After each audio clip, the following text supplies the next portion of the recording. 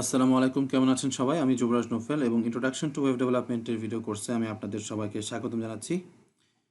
This video is presented by UI app forum এবং এটা এই কোর্সের ফাইনাল ভিডিও। এর আগে আরও দুইটা ভিডিও বানিয়েছিলাম, তো ওইটার মধ্যে এইচটিএমএল এবং সিএসএস সম্পর্কে টুকটাক অনেক আলোচনা করেছিলাম। তো এই ভিডিওটা যদি বুঝতে চান তাহলে আগের দুইটা ভিডিও দেখে নিতে হবে, নইলে আসলে এই ভিডিওটা বুঝে নাও থাকতে পারেন। তো শুরুতে বলে রাখি, প্র্যাকটিস ফাইলস কোথায় পাবেন। প্র্যাকটিস ফাইলস হচ্ছে আমার এই গিটহাব প্রোফাইলের introduction to web development UI app forum practice files নামের একটা রিপোজিটরি আছে, সেটাতে পাবেন। তো লিঙ্ক ডেসক্রিপশনে দেওয়া আছে। আর তাছাড়া আপনারা দেখে নিন আপনার সুবিধার জন্য, এটা হচ্ছে আমার গিটহাব প্রোফাইল এবং আর এই হচ্ছে রিপোজিটরিটা যেটার মধ্যে প্র্যাকটিস ফাইলসগুলো আপনারা পেতে পারেন। সো প্র্যাকটিস করার সময় আমরা প্র্যাকটিস ফাইলস ফোল্ডারে কাজ করেছিলাম। এখন যেহেতু আমরা আমাদের ওয়েবসাইটটা ডেভেলপ করব, সেহেতু আমাদের মাই সাইট ফোল্ডারটাতে কাজ করব। এটা আমি এপিসোড 1-এ বানিয়েছিলাম, তো বলেছিলাম এটার মধ্যে কাজ করব আমি। তো এই হচ্ছে আমার মাই সাইট ফোল্ডারটা। চলুন ব্র্যাকেটসে এটাকে ওপেন করা যাক। তো ব্র্যাকেটসে যদি আপনি আপনার মাই সাইট ফোল্ডারটাকে অ্যাড করতে চান, তাহলে আপনার যেটা করতে হবে সেটা হচ্ছে ওপেন ফোল্ডার যেতে হবে, দেন মাই সাইট ফোল্ডারটাকে সিলেক্ট করে সিলেক্ট ফোল্ডারে ক্লিক করতে হবে। আমি যেহেতু আগে থেকে সিলেক্ট করে রেখেছিলাম সেহেতু আমারটা আগে থেকে অ্যাড হয়ে আছে। চলুন আমার এই প্রজেক্ট ফোল্ডারটাকে এক্সপ্লোর করি, ঠিক আছে? তো দুইটা ফোল্ডার আছে, সিএসএস ইমেজেস, আর দুইটা এইচটিএমএল ডকুমেন্ট তৈরি করেছি যেগুলো আসলে আমার ওয়েব পেজ। তো বুঝতে পারছেন আমার এই মিনি প্রজেক্টের মধ্যে আমি দুইটা ওয়েব পেজ তৈরি করেছি, একটা হচ্ছে index.html আরটা হচ্ছে contact.html, ঠিক আছে? আর আরেকটা হচ্ছে সিএসএস ফোল্ডার যেটার মধ্যে আমি আমার এক্সটার্নাল স্টাইল শিট ডকুমেন্টগুলো রাখবো। তো বেসিক্যালি আমি আমার এই মিনি প্রজেক্টটার জন্য একটা স্টাইল শিটই তৈরি করেছি, style.css। তো এটাকেই আমি আসলে আমার দুইটা ওয়েব পেজে লিঙ্ক করে দেব। সো এটাই আসলে সুবিধাটা, আপনি একটা কমন ডকুমেন্ট, সিএসএস ডকুমেন্ট দুইটা ওয়েব পেজে লিঙ্ক করতে পারবেন এবং ব্যবহার করতে পারবেন। তো এটাই আমরা করব।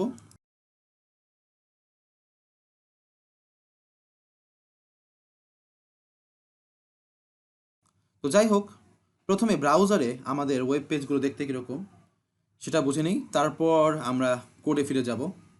লাইভ প্রিভিউ অন করা আছে, তো চলুন দেখে নিই। এটা হচ্ছে আমার হোম পেজ, ঠিক আছে? তো index.html আমার হোম পেজ। শুরুতেই গেলে দেখতে পাবেন একটা হিডিং আছে, ঠিক আছে? আর টাইটেল দেওয়া আছে home page, document title home page. আর হিডিং তো বললামই, হিডিং আছে একটা, দেন আছে একটা মেনু, ঠিক আছে?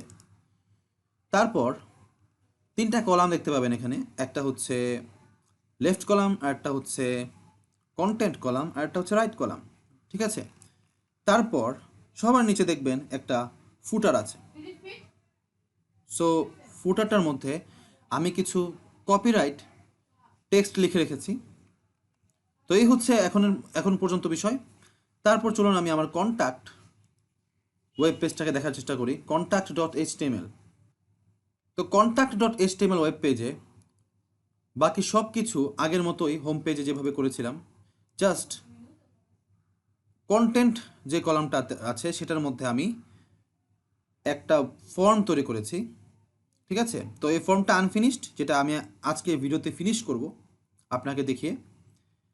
আর এটা আসলে স্ট্যাটিকভাবেই তৈরি করবো, ফ্রন্ট এন্ডটা নিয়ে কাজ করব। এটা অবশ্যই এটা দিয়ে আপনি ফর্ম পাঠাতে পারবেন না, কোনো কিছু পাঠাতে পারবেন না, যেহেতু ডাইনামিক চলে যাচ্ছে ওই ব্যাপারে। আমাদের মূল যেই গোলটা আছে সেটা হচ্ছে স্ট্যাটিক ওয়েবসাইট কীভাবে তৈরি করতে হয় জানা। ডাইনামিক ওয়েবসাইট নিয়ে যদি ভবিষ্যতে কোনো ভিডিও আমি তৈরি করি সেটা করতে পারি, বাট এই ভিডিওতে ডাইনামিক কোনো কিছু করে দেখানো হবে না, ঠিক আছে? আর আরেকটা জিনিস সেটা হচ্ছে, হতে পারে এই ওয়েবসাইটটা আপনার কাছে রেসপন্সিভ মনে হচ্ছে না বা ততটা ভালো মনে হচ্ছে না দেখতে, না হওয়ারই কথা, কারণ ব্যাপারগুলোকে সিম্পল রাখার জন্য আসলে আমি খুবই সিম্পলই বানানোর চেষ্টা করেছি। কারণ বেশি কমপ্লেক্সে গেলে আপনার জন্য বোঝা আর আমার জন্য বোঝানো দুইটাই টাফ হয়ে যাবে। সো এখন বোঝার ট্রাই করুন, তারপর আমি আশা করি এই ভিডিওটা দেখার পর আপনার অনেক কিছুই বুঝতে সুবিধা হবে এবং আপনি অ্যাটলিস্ট এতটুকু বুঝতে পারবেন যে কোথায় কোথায় গেলে আপনি আসলে ভালো কিছু শিখতে পারবেন। ঠিক আছে, কি কি শিখলে আপনি আসলে ওয়েব পেজকে তৈরি করার শুরুর যেই হাতে খড়িটা পেয়ে যাবেন। তো বেশি কথা না বলে, আমরা যেহেতু ভিজুয়ালি দেখতে কীরকম হবে সেটা বুঝে গেছি, সেহেতু আমরা আমাদের কোডগুলো বুঝতে পারি এখন। ঠিক আছে, তো চলুন আমাদের কোডে ফিরে যাই। তো এখন চলুন আমরা কোড বোঝার ট্রাই করি, যেখানে প্রথমে আমি HTML ডকুমেন্টগুলোকে বোঝাবো, দেন আমরা স্টাইল শিটের স্টাইলিংয়ে যাব। ঠিক আছে, তো প্রথমেই index.html এ আসলাম। আমাদের রুট এলিমেন্টের মধ্যে হেড সেকশন আর বডি সেকশন আমরা তৈরি করেছি। তো হেড সেকশনের মধ্যে আমরা প্রথমে ডকুমেন্ট টাইটেল দিয়েছি, তারপর দুইটা মেটা ট্যাগ দিয়েছি। তো মেটা ট্যাগ সম্পর্কে আপনাদের প্রথমে কিছু বলা হয়নি।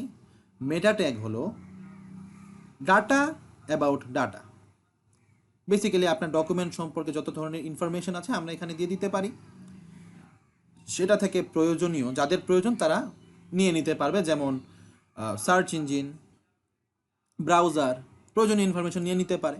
ঠিক আছে, তো এটা হচ্ছে সেরকম জিনিস। বেশি কিছু বলবো না, জাস্ট বলবো এটার মধ্যে ক্যারেক্টার সেট ডিফাইন করেছি, এই ক্যারেক্টার সেট মেটা ট্যাগটায়। তারপর আমি এখানে ভিউপোর্ট মেটা ট্যাগ দেখতে পাচ্ছি। এখন ভিউপোর্ট জিনিসটা কি? ভিউপোর্ট কিছুই না, আপনি যাদের জন্য সাইটটা তৈরি করবেন তাদের জন্য যে ভিজুয়াল এরিয়াটা, এটাই হচ্ছে ভিউপোর্ট। সো ভিজুয়ালি তারা যা দেখতে পায় সেটা ভিউপোর্ট। ঠিক আছে, তো আহ, তো ভিউপোর্ট মেটা ট্যাগে যেটা হয় সেটা হচ্ছে আমরা ভিউপোর্টের ডাইমেনশন, স্কেলিং ইত্যাদি কন্ট্রোল করতে পারি। ঠিক আছে, তো এটা করা সম্ভব। এটার ইনিশিয়াল স্কেল হচ্ছে 1। এটা সম্পর্কে বেশি কিছু বলবো না, জাস্ট আপনাদের একটা জিনিস দেখিয়ে দিব। সেটা হচ্ছে আমি এটাকে প্রথমে টার্ন অফ করলাম। ঠিক আছে, সো টার্ন অফ করবো কিভাবে? জাস্ট সিম্পল এটাকে কমেন্ট করে দেব। কমেন্টের কথা নিশ্চয়ই মনে আছে। তারপর লাইভ প্রিভিউ আমার অন করা আছে, লাইভ প্রিভিউতে যাব। তার আগে সেভ করে নিই। সেভ করার পর আমি যখন ইন্সপেক্ট এলিমেন্টে যাব এবং এখানে দেখতে পারবেন উপরের দিকে লেখা আছে টগল ডিভাইস টুলবার, এটাতে ক্লিক করব। দেখতে পাবেন বিভিন্ন ডিভাইস ওয়াইজ এটা সুন্দর করে স্কেল হচ্ছে না। ঠিক আছে, এটা সুন্দর করে স্কেল হচ্ছে না, ডিভাইস ওয়াইজ যে স্কেলিংটা হওয়া উচিত, সো হচ্ছে না। যাই হোক, তো আমি যদি এখন এটাকে আবার টার্ন অন করি, সেভ করলাম এবং আবার আমি ইন্সপেক্ট এলিমেন্টে চলে যাই, তো দেখতে পাবেন কত সুন্দর করে স্কেল হয়ে গেছে ডিভাইস ওয়াইজ।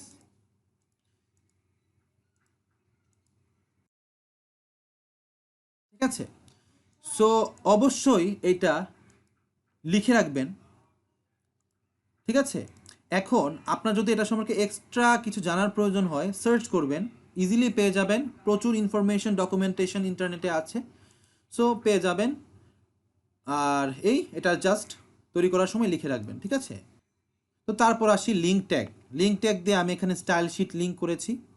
এখানে লিঙ্ক ট্যাগের আরেকটা ব্যবহার আছে যেটা আপনাদের দেখাবো, সেটা হচ্ছে আপনি চাইলে আপনার ডকুমেন্টের এখানে একটা আইকনও দিয়ে দিতে পারেন।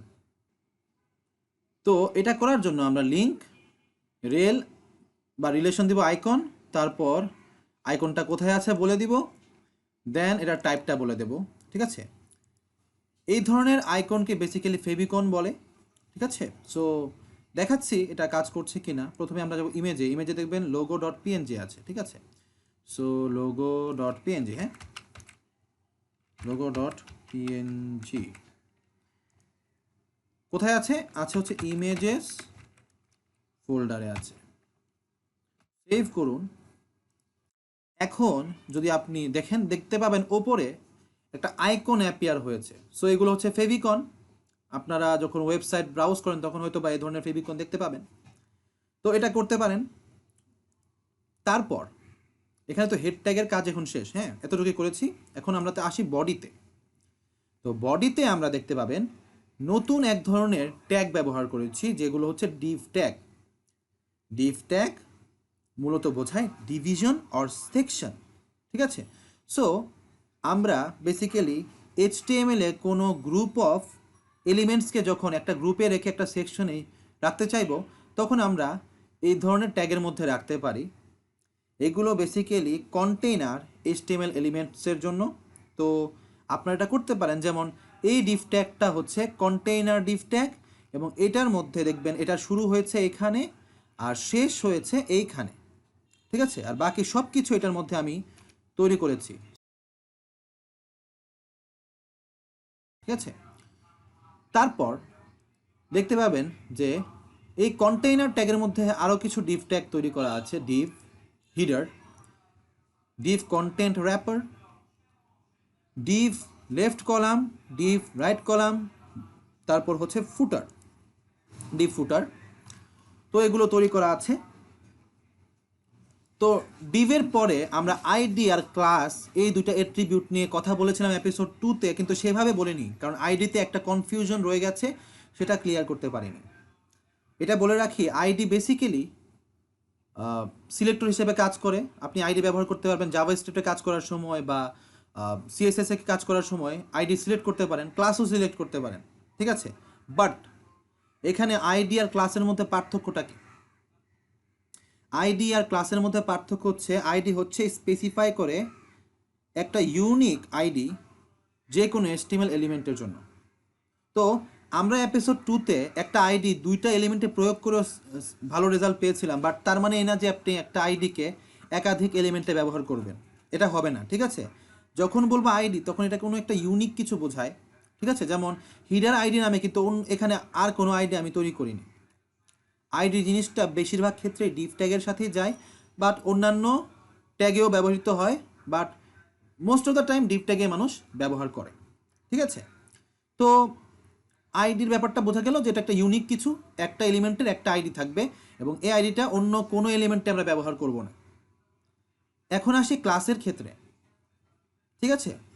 সো আমরা CSS স্টাইলিংয়ের সময় অনেক সিলেক্টর দেখেছিলাম, সিম্পল সিলেক্টর, যেমন আইডি সিলেক্টর, এলিমেন্ট নেম, তারপর ক্লাস সিলেক্টর, এরকম অনেক সিলেক্টর দেখেছিলাম, যেমন অ্যাক্টিভ, এটা একটা ক্লাস সিলেক্টর।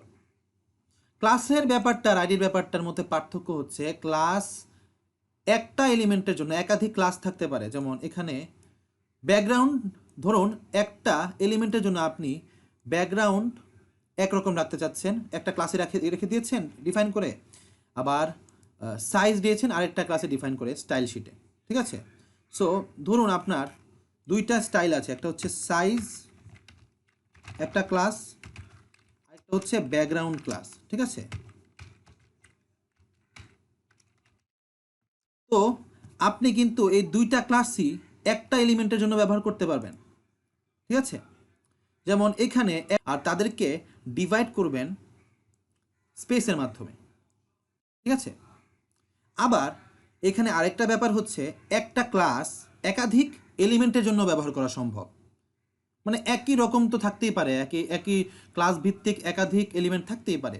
তো যেমন এখানে দেখুন যে ইনার টেক্সট নামে একটা ক্লাস আমি ব্যবহার করেছি, যেটা কিনা আমি কন্টেন্ট কলামের জন্য ইনার টেক্সট ক্লাস ব্যবহার করেছি। আবার দেখতে পাবেন লেফট কলাম যে ডিভটা আছে, এটার আন্ডারে একটা ডিভ আছে, সেই ডিভটার জন্য ইনার টেক্সট ক্লাসটা ব্যবহার করেছি। আবার রাইট কলামের ভিতরে একটা ডিভ আছে, সেটার জন্য ইনার টেক্সট ক্লাস আমি ব্যবহার করেছি, ঠিক আছে। সো একটা ক্লাস একাধিক এলিমেন্টে ব্যবহার হতে পারে, আবার একটা এলিমেন্টের অনেকগুলো ক্লাস থাকতে পারে, তো সেটা করতে পারেন, ঠিক আছে। তো এই গেল ক্লাস এবং আইডির বিষয়টা। এখন আপনি যখন কন্টেনারের ভেতরে ঢুকবেন, তখন দেখবেন যে হিডার নামে একটা ডিভ আছে, হিডার আইডির একটা ডিভ আছে, ঠিক আছে। তো এটার মধ্যে আমি আসলে হেডিং সেকশনটাকে তৈরি করেছি। তো দেখতে পাবেন যে এখান থেকে এতটুক পর্যন্ত যে সবুজ পুরো এরিয়াটা দেখতে পাচ্ছেন, এই পুরোটা হচ্ছে হেডিং এরিয়া। আর এইখানে আমি ভেতরে একটা H1 লার্জ হেডিং তৈরি করেছি, যেটার মধ্যে আমি নাম দিয়েছি this is a sample text বা সামথিং। তারপর একটা আনঅর্ডার্ড লিস্ট তৈরি করেছি, যেটার মধ্যে কিছু লিস্ট আইটেম দিয়েছি, এবং প্রত্যেকটা লিস্ট আইটেমের মধ্যে একটা করে ট্যাগ বা হাইপার লিঙ্ক আছে, ঠিক আছে। সো ব্যবহার করেছি। এখন আপনার মনে প্রশ্ন আসতে পারে যে আমরা যে আনঅর্ডার্ড লিস্ট তৈরি করেছিলাম সেগুলো তো সোজাসুজি কেমন যেন উপর থেকে নিচে কেন ছিল, মানে দেখতে অতটা সুন্দর ছিল না। ঠিক আছে, তো এটা কিভাবে ট্রেন লাইনের বগির মতো এভাবে সাজিয়ে ফেললাম, আর দেখবেন মাউস কাছে নিলে এটা রেসপন্সও করছে। সো এটা কিভাবে হচ্ছে এটা সম্পর্কে আমরা জানবো। এই পুরোটাই করা হয়েছে সিএসএস। আপনারা যারা ভাবছেন যে না এটার মধ্যে হয়তো জাভা স্ক্রিপ্টের কোনো ব্যাপার স্যাপার থাকতে পারে, না, এখানে সিএসএস ব্যবহার করা হয়েছে। ঠিক আছে, তো ব্যাপারগুলো আমি দেখব। তো চলুন, আমরা তো এখন জানি কীভাবে হেডার সেকশনটাকে তৈরি করেছি। এখন দেখুন কন্টেন্ট র্যাপারের মধ্যে কি। কন্টেন্ট র্যাপার এখান থেকে এতটুক পর্যন্ত, এটার মধ্যে একটা চাইল্ড ডিভ আছে, কন্টেন্ট কলাম, এবং এটার মধ্যে একটা ডিভ আছে যেটার ক্লাস হচ্ছে ইনার টেক্সট। তো এটার মধ্যে টেক্সট দিয়েছি। দেখতে পাবেন যে এখানে lorem ipsum dolor sit amet নামে কিছু টেক্সট লেখা আছে, র্যান্ডম টেক্সট। এগুলো এক ধরনের ডামি টেক্সট। সো এগুলো আপনি যখন শিওর না আপনি কি লিখবেন এখানে, তখন ব্যবহার করতে পারেন। বেসিক্যালি বলতে পারেন প্লেস হোল্ডারের মতো কাজ করবে এগুলো। তো এই ধরনের টেক্সট কোথায় পেতে পারেন সেটা দেখিয়ে দিচ্ছি। তো লিখবেন লরেম ইপসাম জেনারেটর। ঠিক আছে, লরেম ইপসাম জেনারেটর লিখলে আপনি এরকম অনেক ওয়েবসাইট পাবেন যেখান থেকে আপনি লরেম ইপসাম কোড জেনারেট করতে পারবেন, যেখান থেকে আপনি লরেম ইপসাম জেনারেট করতে পারবেন। তো এখানে দেখতে পাবেন এই সাইটটার কথা চিন্তা করুন, লরেম ইপসাম .io সাইটটা। এটার মধ্যে যখন আপনি এখানে লিখছেন হচ্ছে ওয়ান প্যারাগ্রাফ এবং জেনারেটে ক্লিক করছেন, একটা প্যারাগ্রাফ জেনারেট হচ্ছে। ঠিক আছে, কিন্তু এখানে প্যারাগ্রাফই না, আপনি সেন্টেন্স, ওয়ার্ড সব কিছু জেনারেট করতে পারবেন, এবং এখানে কতগুলো চান সেটা উল্লেখ করে দিতে হবে। এবং জেনারেটে ক্লিক করার পর, যেমন এখানে ওয়ান ওয়ার্ড লিখেছিলাম তাই একটা ওয়ার্ড দিয়েছে। ঠিক আছে, আর এখান থেকে কপি করতে পারেন। কপি করার পর পেস্ট করবেন যেখানে পেস্ট করার। তো লরেম ইপসাম ডামি টেক্সট যখন প্রয়োজন হবে ব্যবহার করতে পারেন, এই হচ্ছে বিষয়। তো এই গেল কন্টেন্ট র্যাপারের মধ্যে কাজ। ঠিক আছে, তো এইখানে দেখুন লেফট কলামে কি করেছি। লেফট কলামেও আমরা আর একটা ডিফ চাইল্ড তৈরি করেছি যেটার মধ্যে ইনার টেক্সট ক্লাস দিয়ে ক্লাসিফাই করা, এবং এটার মধ্যে আমরা কিছু অর্ডিনারি প্লেস হোল্ডার টেক্সট আর একটা H3 হিডিং ব্যবহার করেছি। অনুরূপভাবে রাইট কলামের ক্ষেত্রেও সেম, এবং ফুটারে জাস্ট একটা কপিরাইট টেক্সট লিখেছি, নাথিং এলস। তো contact.html কি করেছি, এটার কাজও অলমোস্ট সেম।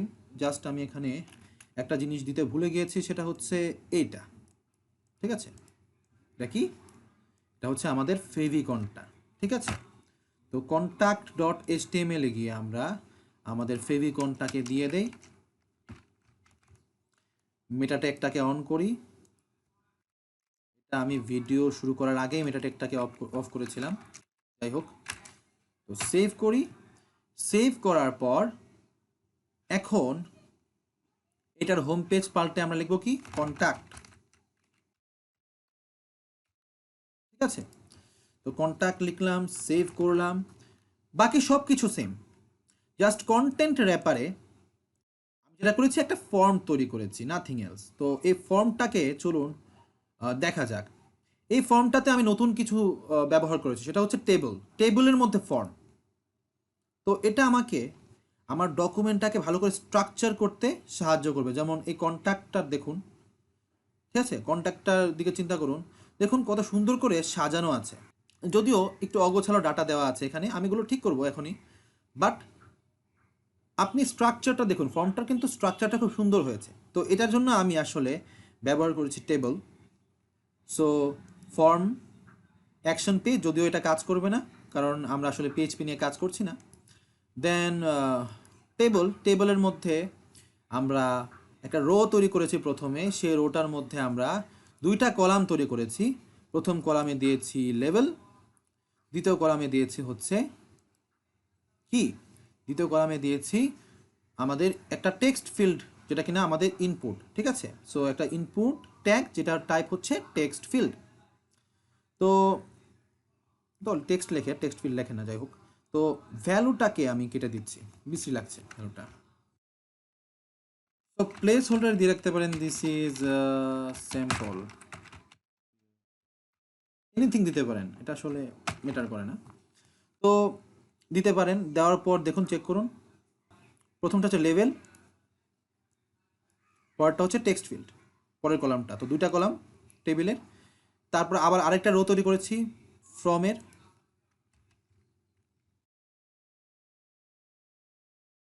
ঠিক আছে। তো একই প্লেস হোল্ডার ব্যবহার করব, ঠিক আছে, একই প্লেস হোল্ডার ব্যবহার করব, বেশি ঝামেলা করার দরকার নেই, এটা আপনি পরবর্তীতে আপনার প্রয়োজন মতো দিয়ে দেবেন। প্লেস হোল্ডারটা যদিও অপশনাল। তারপর এভাবেই বাকি রোগুলো তৈরি করেছি, ঠিক আছে। সেভ করুন। আর এখানে দুইটা জিনিস নতুন, একটা হচ্ছে টেবিলের মধ্যে ফর্ম তৈরি করা, আর আরেকটা হচ্ছে রিসেট বাটন। তো এখানে এক ধরনের বাটন আছে সাবমিট বাটন, যেটা দিয়ে সাবমিট করি আমরা আমাদের ফর্ম হ্যান্ডেলারের কাছে। আরেকটা হচ্ছে রিসেট বাটন, রিসেট বাটনের কাজটা দেখিয়ে দিই। তো এখানে দেখতে পাচ্ছেন আমি লিখলাম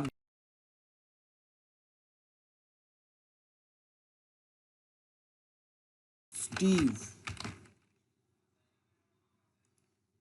এই পাসওয়ার্ড ফিল্ড ছিল নাকি, ও সরি, এটাকে আমি দিতে পারি হচ্ছে কি দিতে পারি, টেক্সট টাইপ, তারপর এটার আইডি দিয়ে দেই এনি, জাস্ট দেখানোর জন্য। ফর্ম তো এখানে দেখাবো না, ফর্ম আমি অলরেডি আপনাদের দেখিয়ে রেখেছি, সো ফর্মের ভিডিওগুলো দেখে নেবেন। হ্যাঁ, ঠিক আছে। তো আপনি যদি এখানে কিছু একটা লেখেন এবং মনে হচ্ছে যে না, আমি এটা আসলে পাঠাবো না, তখন কি করবেন? তখন কি আবার লোড করবেন পেজটা, নাকি এগুলো বসে বসে কাটবেন? সেটার জন্য আমি আপনাকে ডেভেলপার হিসেবে যেটা প্রোভাইড করতে পারি সেটা হচ্ছে রিসেট বাটন। ক্লিক করুন, অটোমেটিক সব কিছু রিসেট হয়ে যাবে, ঠিক আছে। তো বানানোটা খুবই ইজি, ইনপুট ট্যাগের মধ্যে জাস্ট টাইপটা দিয়ে দিবেন রিসেট, এবং এটাই রিসেট বাটন। এখানে চাইলে আপনি আপনার কাস্টম নাম দিয়ে দিতে পারেন, এটা যেমন ভ্যালুতে দিতে পারেন রিসেট ফর্ম,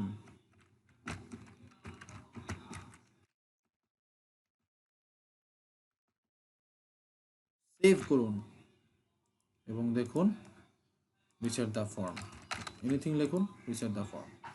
তো এটাও সম্ভব।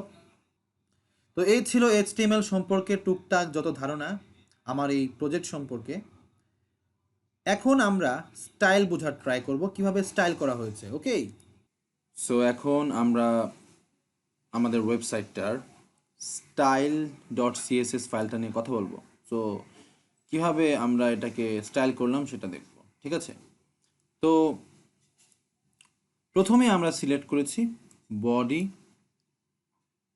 যে এলিমেন্টটাকে, ঠিক আছে। সো আমরা কয় ধরনের সিলেক্টর সম্পর্কে জেনেছিলাম? আমরা জেনেছিলাম 3 ধরনের সিম্পল সিলেক্টর সম্পর্কে, যেখানে ছিল হচ্ছে এলিমেন্ট নেম, তারপর আমরা জেনেছিলাম আইডি কিভাবে ব্যবহার করতে হয় সিলেক্টর হিসেবে, আর আমরা জেনেছিলাম ক্লাস সিলেক্টর সম্পর্কে, ঠিক আছে। সো এই 3 ধরনের সিলেক্টর নিয়ে আমরা কথা বলেছিলাম। তো এখানে প্রথমে আমি এলিমেন্ট নেম দিয়ে সিলেক্ট করেছি। সো বেসিক্যালি বুঝতেই পারছেন যে এখানে যা হবে সেটা হচ্ছে আমার বডি যেই ট্যাগটা আছে সেটার জন্য সিলেক্ট হয়ে যাবে, ঠিক আছে। তো সেটাতে আমি স্টাইল অ্যাপ্লাই করব। এখন ডিক্লারেশন ব্লকে যখন ঢুকলাম তখন প্রথম ডিক্লারেশনটা সেটা হচ্ছে লাইন হাইট 1.5 EM। তো প্রপার্টি নেম হচ্ছে লাইন হাইট আর ভ্যালু হচ্ছে 1.5 EM। এই ব্যাপারটাকে একটু বোঝার চেষ্টা করব আমরা। তো লাইন হাইট দিয়ে বোঝাচ্ছে হচ্ছে ইনলাইন এলিমেন্টের মধ্যে যে লাইন হাইট হবে সেটা, ঠিক আছে। তো চলুন আমরা লাইভ প্রিভিউতে যাই, ব্যাপারটা বুঝবো আমরা।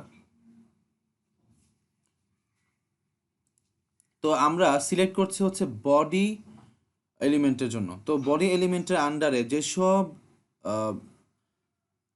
এলিমেন্টে আমি এই প্রপার্টিটা অ্যাপ্লাই করতে পারবো, মানে যেগুলোতে অ্যাপ্লিকেবল সেগুলো সবগুলোতে এটা অ্যাপ্লাই হয়ে যাবে। তো 1.5 EM কোনো পরিবর্তন আসলে লক্ষ্য করবেন না, কারণ এটা আমি সেটই করেছি 1.5 EM। তো পরিবর্তনটা কখন লক্ষ্য করবেন? যখন এখানে আমি 4 দিলাম, ঠিক আছে, সেভ করলাম, 4 দিলাম। এখন দেখুন যেগুলোতে বডি এলিমেন্টের আন্ডারে অ্যাপ্লিকেবল সেগুলোতে অ্যাপ্লাই হয়ে গেছে। লাইন হাইট কিন্তু এখানে অনেক বেড়ে গেছে, ঠিক আছে। তো এটা না হয় বুঝতে পারলাম যে ইনলাইন এলিমেন্টসের মধ্যে যদি আমি লাইন হাইট দিতে চাই তাহলে আমি এটা করতে পারি, বাট এখন কথা হচ্ছে আমার 1.5 EM কি, ঠিক আছে।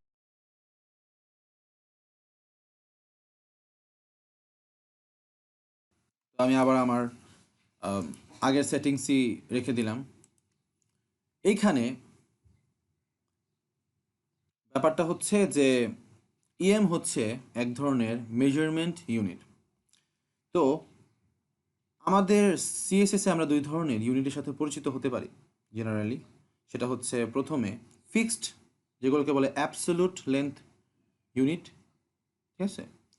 আরেক ধরনের আছে হচ্ছে সেটা হচ্ছে ফিক্সড না, ঠিক আছে। তো ওই ধরনের লেন্থকে বলে হচ্ছে রিলেটিভ লেন্থ ইউনিট, ঠিক আছে। তো এগুলো মেজারমেন্ট ইউনিট। ফিক্সড ইউনিট যেমন এখানে 20 পিক্সেল আমি লিখেছি, ঠিক আছে। এখানে 20 পিক্সেল ফিক্সড ইউনিট বলতে বোঝাচ্ছে যে এখানে সবসময় এটা ফিক্সড থাকবে। এখন আপনি যাই করুন না কেন, ঠিক আছে, এটা যদি আমি যাই করি যে কোনোভাবে এটা ফিক্সড থাকবে, এটার কোনো পরিবর্তন হবে না। কিন্তু যদি বলি রিলেটিভ লেন্থ মেজারমেন্ট ইউনিট, তো সেই ক্ষেত্রে যেটা হয়, ধরুন আপনারা এর আগে একটা ইউজ করতেন পার্সেন্টেজ, 100%, এটা একটা রিলেটিভ লেন্থ মেজারমেন্ট ইউনিট। আর ইএম একটা রিলেটিভ লেন্থ মেজারমেন্ট ইউনিট। তো ইএম এর কাজটা হচ্ছে কারেন্ট ফন্টের এন গুণ সাইজ তৈরি করা বা লেন্থ তৈরি করা, ঠিক আছে।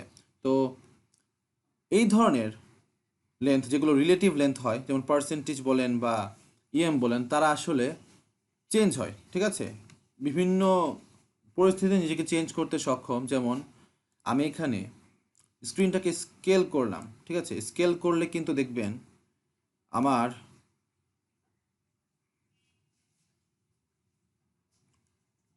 আমার এই যে বডি কন্টেন্টের ডিপ ট্যাগটারও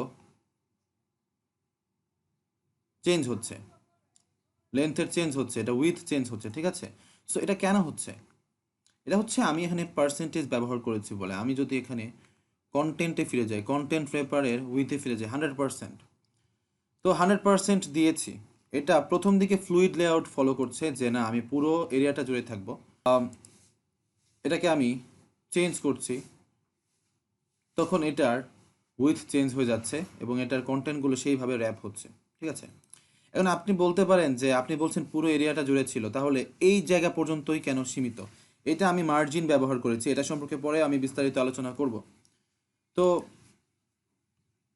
এই গেছে পার্সেন্টেজের ব্যাপার। ইএম এর ব্যাপারটা হচ্ছে এটা কারেন্ট ফন্ট সাইজের এন টাইমস, ঠিক আছে। তো আমি যদি এখানে 4 লিখি তাহলে 4 টাইমস, যদি 5 লিখি তাহলে 5 টাইমস। তো এইভাবে আসলে হচ্ছে ব্যাপারটা। তো তারপর আমি আসি প্যাডিং এবং মার্জিনে, ঠিক আছে। প্যাডিং মার্জিনের ব্যাপারটা হচ্ছে এরকম, এটা অনেকে প্রথম দিকে বুঝতে পারে না। এটা না বোঝার কারণটা হচ্ছে আসলে সে সেভাবে প্র্যাকটিস করে না। এটা প্র্যাকটিস না করলে আসলে আপনার অনেক সমস্যা হবে শুরুর দিকে সিএসএসে। তো প্যাডিংটা ক্লিয়ার করে দেই। প্যাডিংয়ের ব্যাপারটা বুঝতে হলে আপনি ইন্সপেক্ট এলিমেন্টে যেতে পারেন, ঠিক আছে। প্রথমে আমি এখান থেকে বোঝাবো, তারপর প্র্যাকটিক্যালি বোঝাবো। তো দেখুন আমি এখানে একটা বক্স ডায়াগ্রাম দেখতে পাচ্ছি। প্রথমে হচ্ছে এটা কন্টেন্ট, ঠিক আছে। কন্টেন্টের পর আসে প্যাডিং, প্যাডিংয়ের পর আসে বর্ডার, বর্ডারের পর আসে মার্জিন। এই সিকোয়েন্সটা মনে রাখুন। Content, padding, border, margin. Content আর বর্ডারের মাঝে যেই স্পেসটা পাবেন সেটা হচ্ছে প্যাডিং, এবং বর্ডার এবং মার্জিনের মাঝে যেই স্পেসটা পাবেন সেটা হচ্ছে বর্ডার এর বাইরে যে ধরনের স্পেস তৈরি করতে চান সেটা হচ্ছে মার্জিন। তো আমি যদি বর্ডারের আর কন্টেন্টের মাঝে স্পেস তৈরি করতে চাই প্যাডিং, বর্ডারের বাইরে স্পেস তৈরি করতে চাই তাহলে মার্জিন। এই ব্যাপারটাকে সিম্পলি আমি আপনাকে বুঝিয়ে দেবো এখনই, ঠিক আছে? তো আমি যদি আমার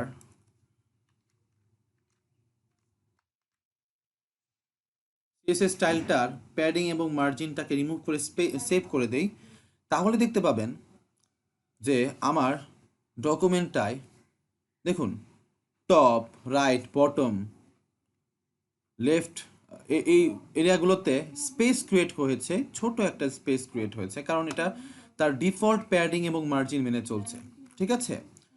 এখন আমি যেটা করব সেটা হচ্ছে এইটার মধ্যে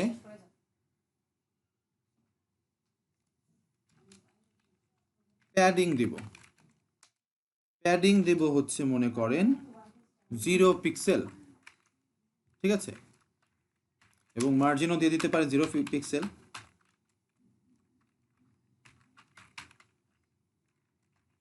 দিলে কি হবে, এটার মার্জিন প্যাডিংটা রিসেট হয়ে যাবে। রিসেট হয়ে গেলে দেখবেন আপনি এই জায়গাতে আর স্পেস নেই, বটমেও নেই, আর লেফট রাইট তো নেই, তো করতে পারেন। এখন প্যাডিং মার্জিন এর ব্যাপারটাকে আরেকটু ক্লিয়ার করে বলতে গেলে আমি বর্ডার দেখাতে হবে। এখানে বর্ডার দিলাম, বর্ডারের সাইজ দিলাম 2 পিক্সেল, এটার স্টাইল দিলাম সলিড, অথবা ড্যাশডও দিতে পারি, সমস্যা নেই, ড্যাশড। দেন দিলাম হচ্ছে আমি এখানে একটা কালার দিতে হবে, রাইট? আমি এখানে দিলাম হচ্ছে হ্যাশ 0000000, ঠিক আছে? এটা হচ্ছে ব্ল্যাক কালার। তো এখন যদি আমি দেখার চেষ্টা করি যে দেখবেন আপনার ডকুমেন্টের সাইডে যদিও প্যাডিং এবং মার্জিন 0, বাট এখানে একটা বর্ডার ক্রিয়েট হয়েছে যেটা কিনা ড্যাশড বর্ডার এবং ব্ল্যাক, ঠিক আছে? তো বর্ডার উইথটা আমরা একটু বাড়িয়ে দিই, কি বলেন? 10 পিক্সেল। দেখতে পাচ্ছেন একটা এলিমেন্টের জন্য সিএসএস এর যখন আমরা বর্ডারের জন্য অ্যাপ্লাই করছি তখন এটার একটা নিজস্ব একটা এরিয়া আছে, ঠিক আছে? সো বর্ডারেরও নিজস্ব একটা এরিয়া আছে। এখন প্যাডিংটা যদি আমি বাড়িয়ে দেই, ধরুন প্যাডিং দিলাম এখানে 10 পিক্সেল, আপনার কি মনে হয় এটার স্পেস কোথা থেকে তৈরি করার কথা ছিল? অবশ্যই কন্টেন্ট এবং বর্ডারের মাঝে। সো এখানে তাই হয়েছে, কন্টেন্ট এবং বর্ডারের মাঝে স্পেস তৈরি হয়েছে। এখন আমি যদি চাই বর্ডারের বাইরেও স্পেস তৈরি করতে পারি মার্জিনের মধ্যে, 10 পিক্সেল দিলাম, তারপর গেলাম, দেখতে পাচ্ছেন মার্জিন দেওয়ার সাথে সাথে বাইরেও স্পেস তৈরি হয়েছে, তাই না? তো ব্যাপারটা খুব ক্লিয়ার এবং সিম্পল জিনিস যে আপনি প্যাডিং, বর্ডার, মার্জিন এসব সম্পর্কে জেনে গেলেন, ঠিক আছে? এখানে বর্ডার তৈরি করার জন্য আমরা শর্ট হ্যান্ড ব্যবহার করেছি, যেখানে প্রথম ভ্যালুটা হচ্ছে বর্ডার উইথ, দ্বিতীয় ভ্যালুটা হচ্ছে বর্ডারের স্টাইলটা, আর তৃতীয়টা হচ্ছে এটার কালার, ঠিক আছে? তো এভাবে শর্ট হ্যান্ড ব্যবহার না করে আপনারা ডাইরেক্ট দেখতে পারেন যে border bottom, border colour, border bottom left radius, border bottom left right radius, তারপর হচ্ছে স্টাইল, উইথ, এরকম আলাদা আলাদা করেও এখানে প্রচুর সাজেশন পাবেন বর্ডার রিলেটেড। এখানে বর্ড লেখলেই আপনি সাজেশন পেয়ে যাবেন, ঠিক আছে? তো ব্যাপারগুলো দেখবেন। আর নইলে আপনি শর্ট হ্যান্ডও ব্যবহার করতে পারেন, যেখানে একসাথে 3 ধরনের প্রপার্টির ভ্যালু দিয়ে দিতে পারেন বর্ডারে, সেটাও করা যাবে। একটু বলে দিই যে ফন্ট ফ্যামিলি হচ্ছে এটার ফন্টটা কীরকম হবে, ঠিক আছে? যেমন এরিয়েল এখানে সেট করেছি, ঠিক আছে? তো এরকমই। তারপর আসি হচ্ছে হিডার। হিডার হচ্ছে একটা আইডি সিলেক্টর, ঠিক আছে? তো আমি দেখিনি কার আইডি এটা। তো ডিভ ট্যাগ আছে একটা, যেটার আইডি হচ্ছে কন্টেইনার, সেটার ডিরেক্ট চাইল্ড হচ্ছে ডিভ আইডি হিডার, ঠিক আছে? তো আমি এটাকে সিলেক্ট করেছি, হিডার আইডিটাকে সিলেক্ট করেছি, তো আমার এই ডিভটা সিলেক্ট হয়ে গেছে, ঠিক আছে? তো সিলেক্ট করার পর আমি এটার মধ্যে প্যাডিং দিয়েছি, ব্যাকগ্রাউন্ড কালার দিয়েছি। কালার সম্পর্কে অবশ্যই সবার মনে আছে, হেক্সাডেসিমেল, RGB এবং কালার নেম, এই 3 ধরনের কালার আমরা ব্যবহার করতে পারি, ঠিক আছে, এপিসোড 2-তে বলেছিলাম। তারপর ফন্ট ফ্যামিলি বলেছি একটু আগে, আর হাইট। হাইট বলতে বোঝাচ্ছে আমার এই যে এই পুরো এরিয়াটা, এটার হাইট, ঠিক আছে, এখান থেকে এতটুকু, ঠিক আছে। তো এটা হচ্ছে হাইট। কিন্তু তার আগে আমি আসলে আমার মার্জিন এবং বর্ডারটাকে রিসেট করে দিই। আমি আমার এই জিনিসটা সে দেখাতে চাচ্ছি না। তো 0 0, এখন সব ঠিক হয়ে যাওয়ার কথা। তো দেখতে পাচ্ছেন সব ঠিক হয়ে গেছে। তারপর আসি হচ্ছে এইখানে, এটা এই ধরনের সিলেক্টরকে বলা হয় ডিসেন্ডেন্ট সিলেক্টর, ঠিক আছে। তো ডিসেন্ডেন্ট সিলেক্টরটা বোঝার ট্রাই করি আমরা। এইখানে এই যে ডিভ ট্যাগটার আইডি কত, হিডার, তা হিডারকে সিলেক্ট করেছি আমরা। তো হিডারের ভেতরে যে কোনো জায়গায় H1 থাকুক এটা সিলেক্ট করতে পারবে, এটাই হচ্ছে ডিসেন্ডেন্ট সিলেক্টর। তো আমরা যেহেতু H1 সিলেক্ট করেছি, হিডারের ভেতরে যেই জায়গাতেই H1 থাকুক না, সেটা ওই H1-এ এই স্টাইলটা অ্যাপ্লাই করে দেবে। এবং এই স্টাইলটা শুধুমাত্র হিডারের আন্ডারের H1-গুলোতেই অ্যাপ্লিকেবল। আপনি ডাইরেক্ট চাইল্ডে অ্যাপ্লাই করতে চাইলে এখানে চাইল্ড সিলেক্টর আছে, সেটা সার্চ করবেন, ঠিক আছে, সেটা খুবই ইজিলি পেয়ে যাবেন। তো একটা হচ্ছে ডিসেন্ডেন্ট সিলেক্টর, যেটা কিনা যেই কোনো জায়গায় H1 থাকুক কিনা এটার ভেতরে সেটাকে সিলেক্ট করতে সমর্থ হবে, মানে ডাইরেক্ট চাইল্ডই হতে হবে এমন কোনো কথা না। এখানে ডাইরেক্ট চাইল্ড আছে, বাট আমি যদি এই H1টা এখানেও লিখতাম তখনও কাজ হতো। এরপরে আমরা আসি ইউএলটাকেও আমাদের স্টাইল করতে হবে। আমরা যেহেতু H1 স্টাইল করেছি, ইউএলটাকেও স্টাইল করব, ঠিক আছে। তো ইউএলটাকে ব্যবহার করে আমরা আসলে নেভিগেশন বার বানিয়েছি। তো এখন পর্যন্ত আপনারা যেই আনঅর্ডার্ড লিস্ট ব্যবহার করছিলেন সেগুলো কিন্তু খুবই সিম্পলি শো করতো, যে না উপর থেকে নিচ পর্যন্ত দেখাতো, রাইট, একটা লিস্ট আকারে দেখাতো। কিন্তু আপনি অবাক হচ্ছেন যে কিভাবে রেল লাইনের বগির মতো একজন আরেকজনের সাথে লাইন হয়ে গেছে, এবং শুধু লাইনই হয়নি, সেটার মধ্যে রেসপন্সিভও।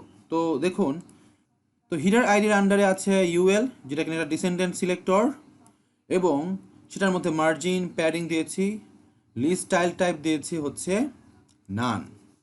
নান না দিয়ে যদি আমি দিতাম ডিস্ক বা সার্কেল, ধরুন সার্কেলই দিলাম, ঠিক আছে, তো কি হতো?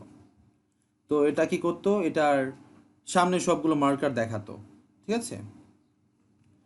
আমরা চাই না এটা দেখাক, তো আমি এটাকে নান করে দেবো আবার, ঠিক আছে।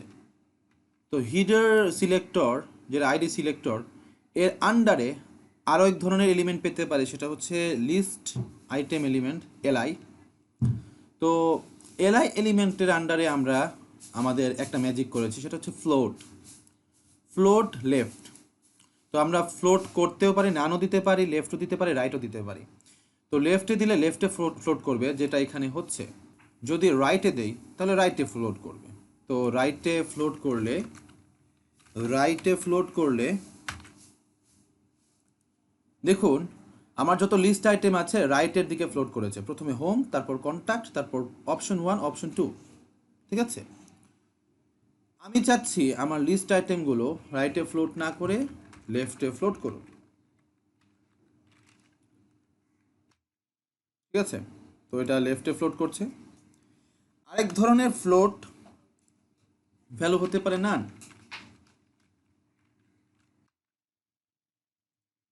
এটা ফ্লোটই করবে না। তো দেখতে পাচ্ছেন যে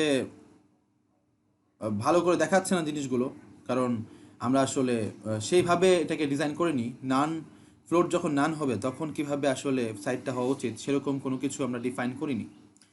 তো যাই হোক, আমি এটাকে লেফটেই ফ্লোট রাখবো। তো এটা লেফটের দিকে এটার সবগুলো লিস্ট আইটেম ফ্লোট হয়েছে, ঠিক আছে।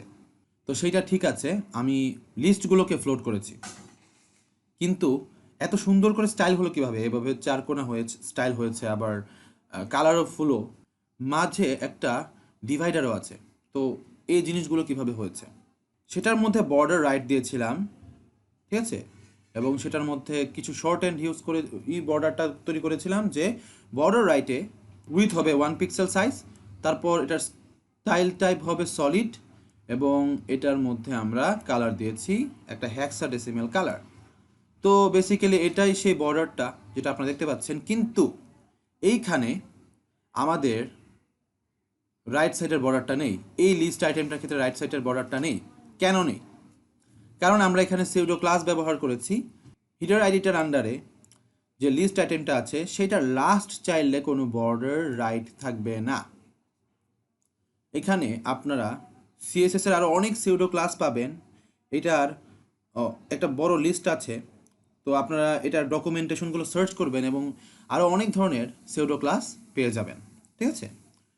তো সিউডো ক্লাস বেসিক্যালি যেটা করে সেটা হচ্ছে এলিমেন্টের স্পেশাল স্টেট ডিফাইন করে, যে কোনো এলিমেন্টের স্পেশাল স্টেট ডিফাইন করে।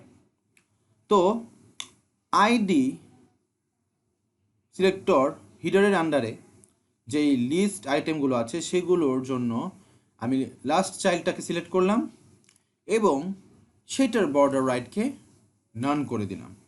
তো এটাই হয়েছে, এটার লাস্ট চাইল্ডে কোনো প্রকার বর্ডার রাইট নেই। ব্যাপারটা বোঝা যাচ্ছে? সো এখানেও এটাও একটা ডিসেন্ডেন্ট সিলেক্টর, বোঝা যাচ্ছে? তো এখানে এ ট্যাগ বা হাইপার লিঙ্ক ট্যাগের জন্য আমরা যে ধরনের স্টাইল অ্যাপ্লাই করেছি সেটা হচ্ছে ডিসপ্লে ব্লক। ঠিক আছে? আরেক ধরনের এলিমেন্ট করতে পারেন ইনলাইন অথবা ব্লক, ইনলাইন ব্লক। তো সার্চ করবেন এই ব্যাপারগুলো। তারপর আছে কালার। কালার হচ্ছে হোয়াইট। আমি যদি কালার হোয়াইট না দিয়ে অরেঞ্জ দিই কী হবে? দেখতে পাচ্ছেন এ ট্যাগগুলোর কালার অরেঞ্জ হয়ে গেল। ঠিক আছে? As simple as it is. তো সেভ করলাম। তারপর দেখেন টেক্সট অ্যালাইন করছে সেন্টার, কারণ আমি চাচ্ছি এই ট্যাগগুলোর টেক্সটগুলো সেন্টারে অ্যালাইন হোক, যেটা হচ্ছে এখানে। তারপর আমার এখানে আছে হচ্ছে প্যাডিং। প্যাডিং ব্যাপারটা আপনারা জানেন। এইখানে প্যাডিংয়ের শর্ট হ্যান্ড ব্যবহার করা হয়েছে, এখানেও ব্যবহার করা। তো এইখানে যেটা হয়েছে এটা হচ্ছে টপ বটম লেফট রাইট। তো ব্যাপারটা বুঝতে পারছেন। তারপর হচ্ছে টেক্সট ডেকোরেশন। ঠিক আছে? টেক্সট ডেকোরেশন হচ্ছে এই ট্যাগ আগে থেকে ডেকোরেট করা থাকে বিভিন্ন আন্ডারলাইন দিয়ে, কালার দিয়ে। তো এই জিনিসগুলোকে এখানে টার্ন অফ করতে পারবেন, কারণ আপনি চাচ্ছেন আপনার নিজস্ব স্টাইল এই ট্যাগের মধ্যে অ্যাপ্লাই করতে। ঠিক আছে? আমি যদি এখানে নান না দিতাম, ধরুন এখানে কোনো ভ্যালুই দিলাম না, টেক্সট ডেকোরেশনের কোনো ভ্যালু নেই, তো দেখুন অটোমেটিক্যালি এটা স্টাইল হয়ে আছে। তো এই ধরনের জিনিস আসলে আমরা চাই না, আমরা আমাদের কাস্টম স্টাইল দিব। তো এখানে আমি নান রেখে দিতে চাই। তারপর আমরা দেখতে পাচ্ছি এখানে আরেক ধরনের সিউডো ক্লাস সিলেক্টরের ইউজ করা হয়েছে। ঠিক আছে? তো এখানে প্রথমে এ ট্যাগের জন্য হোভার সিউডো ক্লাস ব্যবহার করেছি, তারপর ব্যবহার করেছি হচ্ছে নট অ্যাক্টিভ। ঠিক আছে? তো এটা বোঝা ট্রাই করি হোভার জিনিসটা কি। আপনি দেখবেন আমি যখনই আমার মাউসটা এটার কাছে নিচ্ছি, এটার মধ্যে জাস্ট গোলাচ্ছি, আমি কিন্তু ক্লিক টিক কিছু করছি না, জাস্ট মাউসটা এটার উপরে রাখলেই এটা অ্যাক্টিভ হচ্ছে। ঠিক আছে? হাইলাইট হচ্ছে, অ্যাক্টিভ হচ্ছে না বলবো, হাইলাইট হচ্ছে। ঠিক আছে?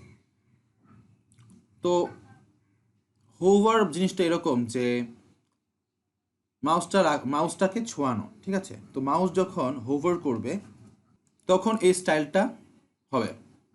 লিস্ট আইটেমগুলো অ্যাক্টিভ যখন আছে তখন হাইলাইট হবে, যেমন কন্ট্যাক্টে গেলে কন্ট্যাক্ট হাইলাইট হয়ে থাকবে, হোমে গেলে হোম হাইলাইট হয়ে থাকবে। ঠিক আছে? তো হাইলাইটেড জিনিসকে হোভার করলে আমি চাচ্ছি না স্টাইল হোক, সেটার কারণেই আমি এখানে দিয়েছি হচ্ছে নট অ্যাক্টিভ। ঠিক আছে? তো ব্যাপারটা করাটা খুবই সিম্পল, এটা খুবই একটা সিম্পল একটা ট্রিক, যেখানে আমি একটা ক্লাস ডিফাইন করেছি ডট অ্যাক্টিভ নামে। ঠিক আছে? অবশ্যই অ্যাক্টিভ এটার নাম। আমি যখন সিএসএস এর ক্লাস স্টাইল করব তখন সামনে একটা ডট দিয়ে দিতে হবে। ঠিক আছে? আর আইডির ক্ষেত্রে একটা হ্যাশ দিতে হবে, এতটুকুই আসলে ডিফারেন্স। তো অ্যাক্টিভ এই ক্লাসটার মধ্যে আমি ব্যাকগ্রাউন্ড কালার দিয়েছি, দেখতে পাচ্ছেন। তো আমি আমার HTML পেজগুলোতে এইখানে দেখবেন যে অ্যাক্টিভ ক্লাসটাকে এখানে উল্লেখ করে দিচ্ছি যে এই ক্লাসটা অ্যাক্টিভ ক্লাসটা এটা এ ট্যাগটার জন্য আমি অ্যাসাইন করে দিয়েছি এখানে। তো কি হবে, হোম ট্যাগ হোম যেই লিস্ট আইটেমটা আছে সেটা অ্যাক্টিভ হয়ে থাকবে, ঠিক আছে। কন্ট্যাক্টের ক্ষেত্রে কন্ট্যাক্টের মধ্যে এই ক্লাসটাকে আমি রেখে দিচ্ছি। তো এইখানে যখন ঢুকবো তখন কন্ট্যাক্ট হাইলাইট হয়ে থাকবে, আর এখানে যখন ঢুকবো তখন হোম হাইলাইট হয়ে থাকবে। তো হাইলাইটের জিনিসকে আসলে আমি হোভার করতে চাচ্ছি না, তো এই কারণেই আমি লিখছি নট, এখানে তারপর প্যারেন্থেসিসের মধ্যে পাস করে দিচ্ছি অ্যাক্টিভ ক্লাসটাকে, এটা যখন হবে না, ঠিক আছে, তখন তারপরে এই স্টাইলটা অ্যাপ্লাই হবে, ঠিক আছে। তো হোভার হলেই শুধুমাত্র এই স্টাইলটা অ্যাপ্লিকেবল। এই ধরনের অনেক সিউডো ক্লাস আছে, আপনারা লিস্ট পাবেন, আমি বারবার বলছি যে আপনারা লিস্ট সার্চ করবেন, ডকুমেন্টেশন পাবেন এরকম অনেক, ঠিক আছে, কোনো সমস্যা নেই।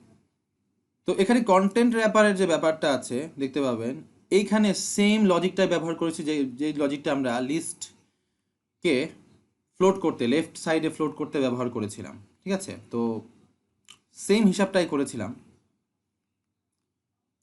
এবং এইখানেও সেমভাবেই করছি, লেফটের দিকে ফ্লোট করছি, ঠিক আছে।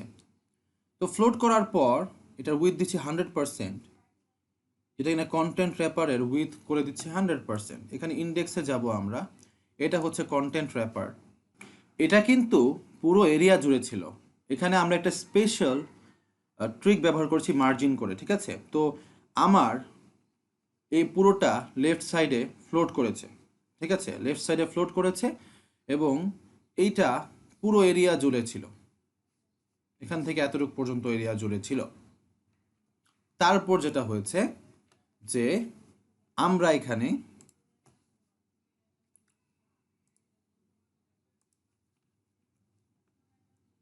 কন্টেন্ট কলামে মার্জিন ব্যবহার করেছি, ঠিক আছে। তো কন্টেন্ট র্যাপারকে আমি লেফটে ফ্লোট করেছি, যেটা কিনা লেফট সাইডে ফ্লোট হয়েছে, এবং এইটার উইথ দিয়েছি 100%, এবং এইটার আন্ডারে আছে কন্টেন্ট কলাম, যেই কন্টেন্ট কলামটাকে আমি মার্জিন দিয়েছি। তো মার্জিনের ব্যাপারটা নিশ্চয়ই মনে আছে। তো মার্জিন কি করেছি, এটা লেফট এবং রাইট সাইডে মার্জিন করেছি। তো লেফট সাইডে মার্জিন হয়েছে এবং রাইট সাইডে মার্জিন হয়েছে। তো এটা এই পাশেও সরিয়ে দিচ্ছে, এই পাশেও সরিয়ে দিচ্ছে, আমি আসলে এভাবে বললে হবে না, এটাকে দেখিয়ে দিতে হবে, রাইট। তো আপনারা ধরুন এখানে 250 পিক্সেল না 0 পিক্সেল আছে, ঠিক আছে, 0 পিক্সেল আছে, 0 পিক্সেল সেভ করলাম। তারপর দেখুন এই লেখাগুলো কোথায় আছে, আমি যদি এই ডিভ ট্যাগগুলোকে আপাতত অফ করে দিই তাহলে আপনারা আসলে দেখতে পাবেন যে এটা এই পাশ থেকে শুরু হয়ে এখান পর্যন্ত গেছে, ঠিক আছে। তো যখন আমি লেফট এবং রাইট সাইডে মার্জিন করছি তখন এটার বর্ডার সহ কন্টেন্টগুলোকে এতটুক এরিয়া সরিয়ে দিচ্ছে, এতটুক এরিয়া সরিয়ে দিচ্ছে, কারণ এইখানে আমরা পরবর্তীতে লেফট কলাম এবং রাইট কলাম ফিক্স করেছি এই জায়গাটায়, ঠিক আছে। তো এই কারণেই হচ্ছে কাজটা, যাতে আমরা এখানে 3টা কলাম তৈরি করতে পারি, লেফট কলাম, কন্টেন্ট কলাম এবং রাইট কলাম। ব্যাপারটা খুবই সিম্পল। ইনার টেক্সট ব্যবহার করেছিল, ইনার টেক্সট ক্লাসটা, এটা বলছি আগে, এটা পরে বলছি, ঠিক আছে। তো ইনার টেক্সট ক্লাসটা যেটা করেছে সেটা হচ্ছে আমাদের 3টা কলামেরই কন্টেন্টগুলোকে একটু আমরা এই তো মার্জিন করছি, ফন্ট ফ্যামিলি এবং কালার অ্যাসাইন করে দিচ্ছি। তো মার্জিন, ফন্ট ফ্যামিলি, কালার, এগুলো তো আপনারা বুঝেনি, সমস্যা নেই, এগুলো আর দেখানোর কোনো কিছু নাই। তো দেখতে পাচ্ছেন যে কন্টেন্ট কলামের মধ্যে ইনার টেক্সট ক্লাসটা ব্যবহার করেছি আরেকটা ডিভের মধ্যে, এবং সেটার মধ্যে আমরা আমাদের কন্টেন্টগুলোকে রেখেছি। সেম কাজটা আমরা লেফট কলামেও করেছি, রাইট কলামেও করেছি, ঠিক আছে। তো এটা আসলে নতুন করে বলার কিছু নাই। তারপর যেটা হচ্ছে সেটা হচ্ছে এখানে লেফট কলাম এবং রাইট কলাম, ঠিক আছে। তো লেফট কলামের মধ্যে আমরা ব্যাকগ্রাউন্ড কালার দিয়েছি, ফ্লোট লেফট দিয়েছি, ওকে। তারপর দিয়েছি উইথ 250। কেন? কারণ আমরা এটাকে লেফট কলামটাকে এখানে ফিক্স করব, ঠিক আছে, এই জায়গাটাতে ফিক্স করব। এখন আমার যে কন্টেন্ট কলামটাকে মার্জিন করে আমি এতটুকু পর্যন্ত নিয়ে এসেছিলাম, ঠিক আছে? এতটুকু পর্যন্ত নিয়ে আসার পর এখন আমি চাচ্ছি যে 250 পিক্সেল উইথে আমার লেফট কলামটা দেখাক, সেটাই করেছি। এটার উইথ দিয়েছি 250 এবং এটাকে লেফটে ফ্লোট করেছি এবং এটার মার্জিন লেফটে দিয়েছি। এই জিনিসটা আপনার হোমওয়ার্ক, কেন করেছি মার্জিন 100 লেফটে। এটা যদি মার্জিন 100 না করে অন্য কিছু করতাম তখন কি হতো? তো এই জিনিসগুলো আপনি সার্চ করবেন, কারণ আমি কোড আপনাকে প্রোভাইড করে দেবো। আপনার টেনশন করার কোনো কাজ নেই, আপনার কাছে সময় আছে, আপনি জাস্ট এই জিনিসগুলোকে খেলা করে দেখবেন, ঠিক আছে? তো রাইট কলাম এর ক্ষেত্রেও সেম কাজটাই করেছি, এখানে কোনো অন্য কোনো কাজ করিনি। আপনি চাইলে রাইট কলামে অন্য কালার ইউজ করতে পারেন ব্যাকগ্রাউন্ডে, কোনো সমস্যা নেই, ঠিক আছে? আপনি যদি বলেন না আমি এখানে কালার ব্যবহার করব হচ্ছে রেড, তাহলে রেডের কালার হচ্ছে #FF0000, ঠিক আছে? তো এখন যদি আমরা যাই তো দেখতে পাবো রেড হয়ে আছে। তো এটা করতে পারেন, আপনি অন্য কালার ব্যবহার করুন, সমস্যা নেই। এখন আমরা ফুটার সম্পর্কে জানবো, ঠিক আছে? তো ফুটারের মধ্যে গেলে প্রথমে আপনি দেখবেন ফুটার যে আইডিটা আছে, তো ফুটারটা একটা ডিভ ট্যাগ যেটার আইডি হচ্ছে ফুটার, এবং সেটার মধ্যে আমরা স্টাইল করলে ক্লিয়ার লেফট দিয়েছি প্রথমে। ক্লিয়ার লেফট হচ্ছে একটি প্রপার্টি যেটা ফ্লোটকে ক্লিয়ার করতে ব্যবহার করবো আমরা, ঠিক আছে? তো লেফট দিলে এটা লেফট সাইডে যত ফ্লোট আছে ক্লিয়ার করে দেবে, ঠিক আছে? আমরা বোথও দিতে পারি, রাইটও দিতে পারি। তো এটা পরেরটা আপনারা পরে প্র্যাকটিস করবেন। আপনারা দেখবেন আমাদের ফুটারটা কিন্তু নিজেকে অ্যাডজাস্ট করে নিচ্ছে, নিজের উইথটাকে। এটার উইথটা কিন্তু কমালে, স্ক্রিন সাইজ কমালে কমছে, আর স্ক্রিন সাইজ বাড়ালে বাড়ছে। তো এটা আসলে রিলেটিভ মেজারমেন্টের কাজ। সে নিজেকে বিভিন্ন স্টেটের ওপর বেসিস করে নিজেকে অ্যাডজাস্ট করতে পারে, ঠিক আছে? তো ফুটার সম্পর্কে বেশি কিছু বলার নেই, বাকি সব কিছুই চেনা পরিচিত। তারপর আসি রেসপন্সিভ। হ্যাঁ, বর্তমান যুগের রেসপন্সিভ ওয়েবসাইট ব্যবহার করা খুবই জরুরি। এটা কেন আমি আপনাকে দেখিয়ে দিচ্ছি। আমার এই ওয়েবসাইটটার কথা চিন্তা করুন, আমি ইন্সপেক্ট এলিমেন্টে গেলাম, ঠিক আছে? ধরুন আমারটা পিসিতে আছে, ধরুন এটা পিসির ডেস্কটপ পিসির মধ্যে এটা দেখাচ্ছে, বা ল্যাপটপ পিসির মধ্যে এটা দেখাচ্ছে। তো আমার ইন্টারফেসটা এভাবে দেখাচ্ছে। আমি এখানে টগল ডিভাইস দিলাম, ঠিক আছে? এটা হচ্ছে টগল ডিভাইস টুলবার। তো এখানে আপনি বিভিন্ন ডিভাইসে আমার ওয়েবসাইটটা কীভাবে দেখাবে সেটা দেখাচ্ছে। তো দেখুন আমার ওয়েবসাইটটা কিন্তু নিজেকে ডিভাইস ওয়াইজ অ্যাডজাস্ট করতে সক্ষম, ঠিক আছে? তো এই ধরনের ওয়েবসাইটকে বলে রেসপন্সিভ ওয়েবসাইট, যেগুলো নিজেকে বিভিন্ন ডিভাইসে মানে অ্যাডাপ্ট করে নিতে পারে নিজের সাইজটাকে, তো নিজেকে ফিট করতে পারে। তো এই ধরনের ওয়েবসাইটই বর্তমানের চাহিদা, এবং এগুলোই আসলে আমরা ভালো করে শিখতে চাই। একটা ওয়েবসাইটকে রেসপন্সিভ বানানোর অনেক ওয়ে থাকতে পারে। আমাদের এখানে একটা ওয়ে আমরা ব্যবহার করেছি, এটা হচ্ছে @media রুল, ঠিক আছে? সো বেসিক্যালি এই মিডিয়া কোয়েরি ব্যবহার করছি আমরা এখানে। তো সিনট্যাক্সটা খুব সহজ। প্রথমে দেখব @media, তারপর প্যারেন্থেসিস, তারপর কার্লি ব্রেসেস, ঠিক আছে? প্যারেন্থেসিসের মধ্যে রুল যাবে এবং কার্লি ব্রেসেসের মধ্যে যাবে সেই রুল অনুযায়ী আমরা নতুন সিএসএস রুল সেট দিতে চাই কিনা, অথবা ওভাররাইট করতে চাই কিনা, ঠিক আছে? আপনাদের একটা জিনিস আমি দেখাতে চাই। আমি যদি এ ট্যাগটার উদাহরণ নেই, তো এ ট্যাগে কিন্তু আমরা এই ডিজাইনগুলো করেছি। করার পর যখন আমরা হোভারে, কিন্তু সবগুলো আবার নতুন করে করছি না, ঠিক আছে? হোভারে কিন্তু আমরা সবগুলো নতুন করে করছি না, আমরা জাস্ট যেগুলোকে চেঞ্জ দেখাতে চাই সেগুলোকে করছি, বাকিগুলোকে আর করছি না। যেমন এখানে ডিসপ্লে বক্স নতুন করে আর লিখছি না। কেন? কারণ যেগুলোকে একবার সেট করেছেন সেগুলো থাকবে, ঠিক আছে? যেগুলোকে ওভাররাইড করতে চান সেইগুলো জাস্ট চেঞ্জ করবেন, ঠিক আছে? বাকিগুলো থাকবে। এখানে আমরা রুল দিয়েছি ম্যাক্স উইথ 800 পিক্সেল, এবং সেই অনুযায়ী এটা লেফট কলামের মার্জিন সেট করছে এবং রাইট কলামকে ড্রপ করে দিচ্ছে নিচের দিকে। দেখুন এটাকে যখন আমি এখানে স্কেল করছি তখন এটা আমার একটা নির্দিষ্ট উইথে এসে আমার রাইট কলামটাকে নিচের দিকে নামিয়ে দিচ্ছে। আবার যখন আমি আরও ছোট করছি তখন আমার লেফট কলামটাও নিচের দিকে নেমে যাচ্ছে। ঠিক আছে, তো মিডিয়া রুল ব্যবহার করে করেছি আমি। Just media rule max with কতটুকু হতে হবে সেটা সেটা আমি দিয়েছি আমি। দেন সেই অনুযায়ী আমি রুল সেট ডিফাইন করেছি। ঠিক আছে, রাইট কলামে কী হবে, কন্টেন্ট কলামে কী হবে, মার্জিন কী হবে। তো ব্যাপারগুলো একটু বোঝার ট্রাই করবেন। আমি এখানে কিছু বলার নেই, কারণ মার্জিন, ফ্লোট, উইথ ইত্যাদি সম্পর্কে বেশি কিছু বলার নেই, এখানে সবগুলোই সুপরিচিত। তো আপনারা জাস্ট দেখবেন যে এই রুলগুলো কেন এরকম হয়েছে। ঠিক আছে, দেন সেমভাবে আমি 620 পিক্সেল যখন ম্যাক্স উইথ থাকবে তখন এখানে লেফট কলামটাকেও নিচের দিকে ড্রপ করে দিচ্ছি। ঠিক আছে, তো this is the code. Margin, padding বডির মধ্যে অ্যাসাইন করেছি, এটা না করলেও চলবে, কারণ যেহেতু আমরা আগে থেকেই বডির মধ্যে প্যাডিং এবং মার্জিন 0 পিক্সেল দিয়ে রেখেছিলাম, তো এটা আসলে না দিলেও চলবে। যদি না আপনি নতুন কিছু সেভ করতে চান, ধরুন আমি এখানে একটা জিনিস আপনাদের দেখিয়ে দিই। ধরুন এখানে বডির নতুন প্যাডিং এবং মার্জিন সেট করতে চাই 10 পিক্সেল এবং 10 পিক্সেল।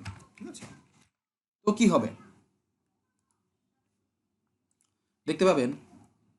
আপনার রেসপন্সিভ ওয়েবসাইটটা এখনও রেসপন্সিভ আছে, বাট এটা কিন্তু 10 পিক্সেল মার্জিন তৈরি করে দিচ্ছে যখন আপনার